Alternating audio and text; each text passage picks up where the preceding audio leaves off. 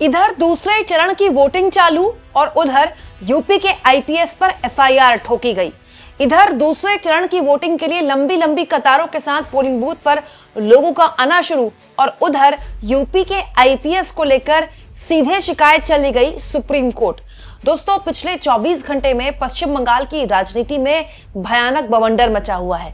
वजह अलग अलग हो सकती है, लेकिन ये बवंडर आज शाम तक थम जाएगा, क्योंकि दूसरे चरण के मतदान के लिए जो लंबी लंबी कतारें हैं पोलिंग बूथ पर लोगों के लगने की, वो सिलसिला शुरू हो गया है। दूसरे चरण का मतदान निर्णायक है, क्योंकि ये ममता बनर्जी का गढ़ है। इस चरण में वो जिले हैं जहां पर बीजेपी खाता भी नहीं खोल पाई थी, यानी ममता बनर्जी ने बीजेपी का सूपड़ा साफ कर दिया था। लेकिन 142 सीटों में वोटिंग आज सुबह शुरू हुई, 7 बजे शुरू हुई। उससे पहले ही जबरदस्त घटनाक्रम उत्तर प्रदेश के आईपीएस अजय पाल शर्मा को लेकर ऐसा उठा कि उन पर न केवल ममता की पुलिस ने एफआईआर ठोक दी है पश्चिम बंगाल में, बल्कि उनको लेकर एक पीआईएल दाखिल हो चुकी है, वो भी सुप्रीम कोर्ट में। ये देखिए दोस्तों, अजय पाल शर्मा के खिलाफ जो शिकायत दर्ज की गई है, ये है उसका दस्तावेज। हालांकि ये मात्र शिकायत है, एफआईआर अभी तक दर्ज नहीं की गई है। दोस्तों, पिछले 24 घंटे में अजय पाल शर्मा का नाम बंगाल की राजनीति में खूब उछला। कल से लगातार मैं आपको कई खबरें दिखा चुकी हूँ। उत्तर प्रदेश कैडर के अजय पाल शर्मा आईपीएस, जो कि एनकाउंटर स्पेशलिस्ट माने जाते हैं, बीजेपी उनको बड़ा प्रमोट कर रही है बाकायदा वीडियो वगैरह शेयर करके। उनका एक वीडियो वायरल हुआ और उसके बाद से बवाल कर गया। एक नहीं, कई वीडियोस वायरल हुए। दोस्तों, इस वीडियो में टीएमसी के फाल्टा विधानसभा क्षेत्र से उम्मीदवार जहांगीर खान को बाकायदा एक तरह से वो वार्निंग दे रहे थे। अब जानकारी ये मिली है कि इस पूरे मसले को लेकर खुद अजय पाल शर्मा पर ही एफआईआर दर्ज कर दी गई है बंगाल पुलिस द्वारा। दोस्तों, ये जो इस वक्त आप एफआईआर देख रहे हैं, ये दरअसल अजय पाल शर्मा, यूपी के IPS encounter specialist Singham Ajay Pal Sharma के ऊपर एफआईआर दर्ज हुई है। और ये फाल्टा थाने में लिखित शिकायत दर्ज की गई है महिलाओं और कुछ लोगों द्वारा। और ये केवल एफआईआर यूपी के आईपीएस पे नहीं हुई है, केंद्रीय सुरक्षा बलों पर भी हुई है।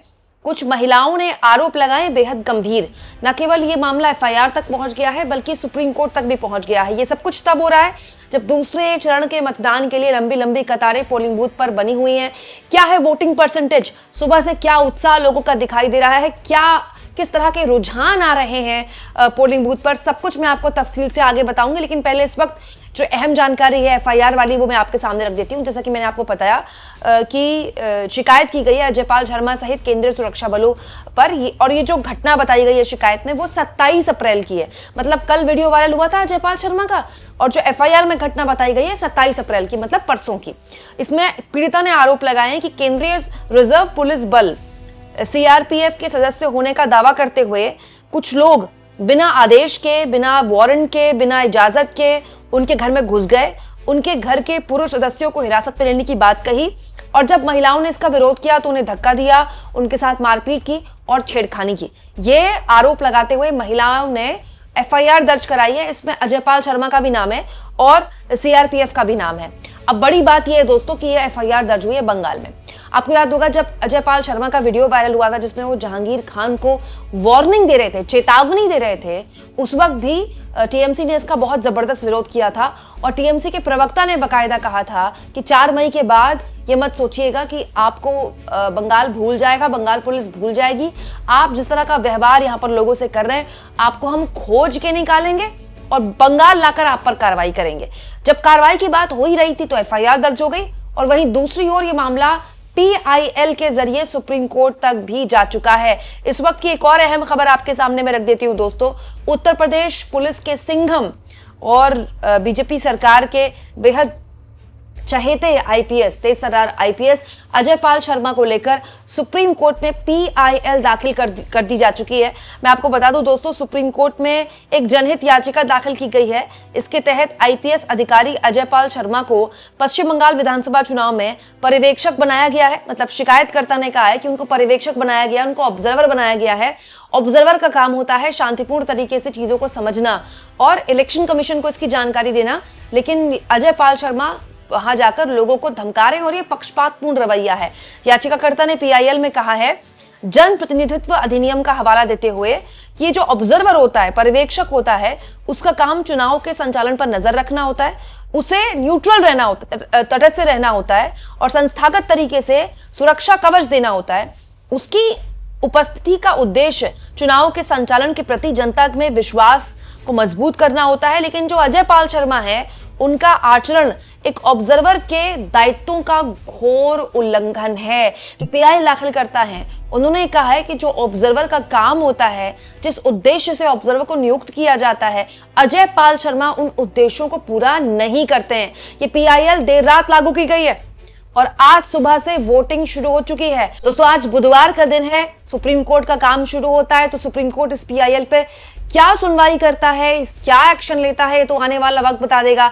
लेकिन आप देखिए, पिछले 24 घंटे में अजय पाल शर्मा के जरिए बीजेपी ने एक नैरेटिव गढ़ने की कोशिश की, बाकायदा उनका वीडियो शेयर किया, ये कहते हुए कि देखिए सीधे अजय पाल शर्मा उनको चुनौती दे रहे हैं जो डायमंड हार्बर में, फाल्टा विधानसभा क्षेत्र में एक तरह से अभिषेक बनर्जी का मतलब सबसे इंपॉर्टेंट हिस्सा माना जाता है। दोस्तों, अब इस पीआईएल पर क्या सुनवाई होती है, होती कि नहीं होती है, सुप्रीम कोर्ट क्या एक्शन लेता है, ये तो खैर पल पल की जानकारी आपके सामने मैं रखती रहूंगी। लेकिन मैं आपको बता दूं दोस्तों कि जो वोटिंग है दूसरे चरण के मतदान की, ऑलमोस्ट 2 घंटे से ऊपर का वक्त हो जाएगा जब आप ये वीडियो देख रहे होंगे। तो जाहिर सी बात है, बहुत से घटनाक्रम तब तक बदल चुके होंगे। पल पल की जानकारी आपको मैं देती रहूंगी। दोस्तों पहले चरण के मतदान में मैं पोलिंग बूथ पर खड़ी हुई थी, पल पल की अपडेट आपको लाइव वहां से दे रही थी। और आज भी जो हर 2-3 घंटे में चुनाव आयोग का वोटिंग प्रतिशत का आंकड़ा आता है, वो भी आप मेरे चैनल में देखते रहेंगे। इसके अलावा जो भी घटनाक्रम है वो भी आप मेरे चैनल में देखते रहेंगे। लगातार अगर कहीं से हिंसा की खबरें आती है वो भी आप मेरे चैनल में देखेंगे। कहीं पर मशीन में देरी से वोटिंग हो रही है वो भी आप मेरे चैनल में देखेंगे। क्योंकि पहले चरण के मतदान में मैंने खुद मुर्शिदाबाद की कुछ बूथों में जाकर जब जानकारी जुटाने की कोशिश की और मैं बड़ी हैरान थी दोस्तों। जो ग्रामीण एरियाज के पोलिंग बूथ थे, वहां पर पोलिंग स्लो स्टार्ट हुई। शुरुआत का 1 घंटा, जैसे एक पोलिंग बूथ में मैं गई, मैंने आपको वो तस्वीरें भी दिखाई थी। शुरुआत के 1 घंटे में तो बकायदा मतलब पोलिंग वहां शुरू ही नहीं हो पाई, मशीन खराब बताई जा रही थी। तो ग्रामीण एरियाज में इस तरह की खबरें आती हैं। इस बीच जो वीआईपीज हैं वो लगातार, जो एमपीज हैं वो लगातार वोट करने के लिए निकल रहे हैं। टीएमसी के सांसद कृष्णानगर से वो बकायदा वोट करने के लिए निकल चुके हैं। सुबह सुबह वोट भी डाल दिया उन्होंने।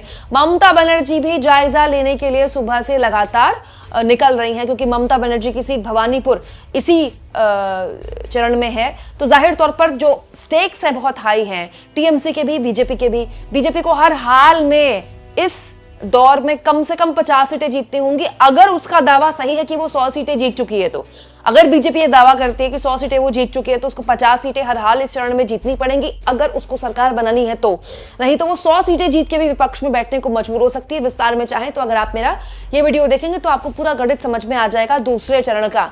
कुल जमा बात यह है कि चाहे वो यूपी के आईपीएस हो, उनको लेकर टीएमसी की शिकायतें हो, एफआईआर का मामला हो, सुप्रीम कोर्ट में पीआईएल हो, बहुत कुछ हो रहा है दूसरे चरण के मतदान में। पल पल की जानकारी आपको मेरे चैनल में मिलती रहेगी।